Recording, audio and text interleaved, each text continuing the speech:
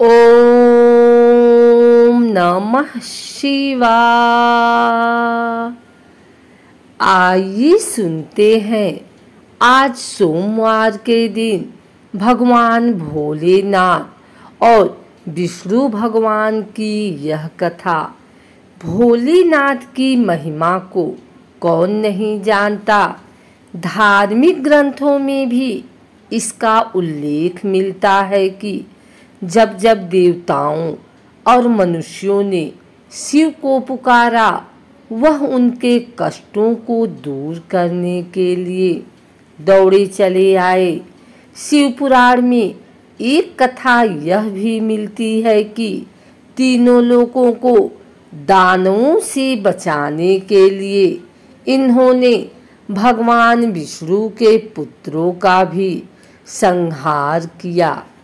आइए जानते हैं संपूर्ण कथा। शिव पुराण में कथा मिलती है कि अमृत मंथन के दौरान समुद्र से निकले अमृत को धारण करने के लिए देवताओं और दानवों के बीच भीषण युद्ध हुआ।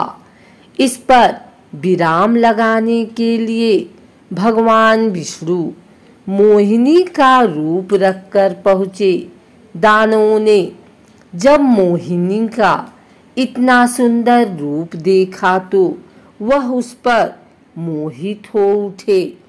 मोहिनी का रूप बनाए हुए भगवान विष्णु ने दानवों को छल से अमृत का पान करने से अंततः रोक ही लिया।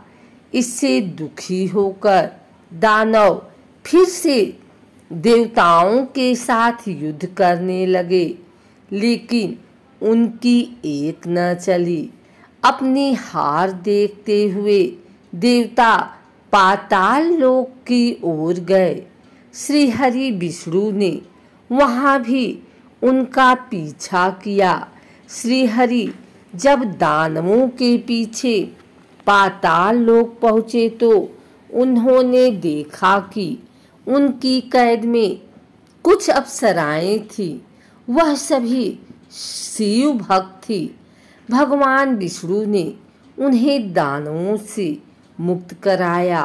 उनके अनुपम मोहक छवि को देखकर सभी अप्सराएं मोहित हो गई। अप्सराओं ने भगवान शिव की अनन्य भक्ति की, साथ ही वरदान में विष्णु जी को पति रूप में मांगा। भोलेनाथ ने माया रची और भगवान विष्णु को उनका पति बना दिया। कथा मिलती है कि विवाह के बाद कुछ दिनों तक श्री हरि पाताल लोक में ही रुके। शिव पुराण में उल्लेख मिलता है कि उन अप्सराओं से विष्णु के पुत्रों का जन्म हुआ, लेकिन सभी में दानवी अवगुण थे। धीरे धीरे उन पुत्रों ने तीनों लोकों में आतंक मचाना शुरू कर दिया। देवता मनुष्य सभी परेशान होकर भोलेनाथ की शरण में पहुँचे। देवताओं और मनुष्यों की गुहार पर भोलेनाथ ने वृषभ यानी बैल का अवतार धारण किया और पाताल लोक पहुंच गए। इसके बाद उन्होंने एक एक करके भगवान विष्णु के सभी पुत्रों का संहार कर दिया। इस तरह उन्होंने तीनों लोकों को विष्णु के दानवी पुत्रों के आतंक से बचाया। शिव पुराण में आगे कथा मिलती है कि जैसे ही भगवान विष्णु को वृषभ द्वारा अपने पुत्रों के संहार की खबर मिली तो वह अत्यंत क्रोधित हुए। क्रोध में ही वह वृषभ से लड़ने पहुंच गए, लेकिन दोनों ही देवता थे तो लड़ाई का अंत नहीं हो रहा था। तब अप्सराओं ने भगवान शिव से विष्णु जी को उनके वरदान से मुक्त करने की प्रार्थना की। जैसे ही श्री हरि अपने वास्तविक रूप में आए तो उन्हें संपूर्ण घटनाक्रम का बोध हुआ। इसके बाद उन्होंने शिव से अपने लोक जाने की आज्ञा मांगी और वापस विष्णु लोक लौट गए। एक और कथा के अनुसार सनातन धर्म में भगवान विष्णु को संसार का पालनहार माना जाता है। भगवान विष्णु को सनातन धर्म के 3 प्रमुख ईश्वरीय रूपों ब्रह्मा, विष्णु, महेश में से एक रूप माना जाता है तथा भगवान विष्णु ही नारायण, हरिपालक और स्वयं श्री भगवान हैं। सनातन धर्म के दार्शनिक खंड अनुसार भगवान नारायण के हर चित्र व मूर्ति में उन्हें सुदर्शन चक्र धारण किए दिखाया जाता है। क्या आप जानते हैं कि यह सुदर्शन चक्र उन्हें स्वयं परमेश्वर शिव ने जगत कल्याण हेतु दिया था। परमेश्वर शिव द्वारा श्री हरि को वरदान स्वरूप सुदर्शन चक्र देने के पीछे पुराणों में एक वृतांत आता है। शास्त्रानुसार एक बार जब दैत्यों के अत्याचार बहुत बढ़ गए तब सभी देवगण श्री हरि के पास आए। देवगणों की समस्या समाधान हेतु भगवान विष्णु ने शिवधाम कैलाश जाकर शिव शंकर से प्रार्थना की।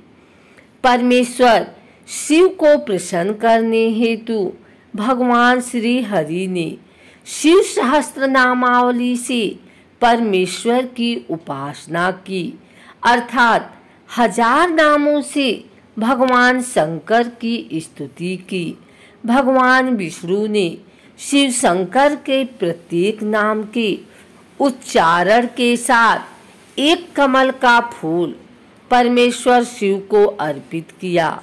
तब परमेश्वर शिव ने श्री हरि की परीक्षा लेने के लिए उनके द्वारा लाए 1000 कमल में से एक कमल का फूल विलुप्त कर दिया। भगवान विष्णु परमेश्वर शिव की माया से अनजान रहे तथा इस बात का पता न लगा सके कि एक फूल आखिर गया कहाँ, क्योंकि ये तो देवों के देव महादेव की महामाया थी जिससे स्वयं श्री भगवान भी न बच पाए। परंतु विष्णु तो सर्वोत्तम परम शिव भक्त थे, अतः एक फूल कम पाकर भगवान विष्णु उसे ढूंढने का प्रयास करने लगे, परंतु उन्हें फूल नहीं मिला। तब परम शिव भक्त श्री हरि विष्णु ने एक फूल की पूर्ति हेतु अपना एक नेत्र निकालकर परमेश्वर शिव को अर्पित कर दिया।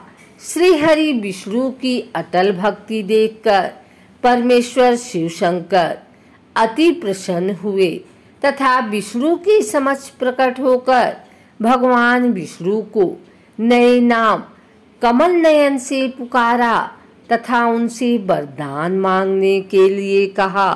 तब श्री हरि ने भगवान शंकर से एक ऐसी अजेय शस्त्र का वरदान मांगा जिसकी सहायता से वे देवगणों को दैत्यों के प्रकोप से मुक्त कर सके। फलस्वरूप परमेश्वर शिव ने विष्णु को अपना सुदर्शन चक्र दिया।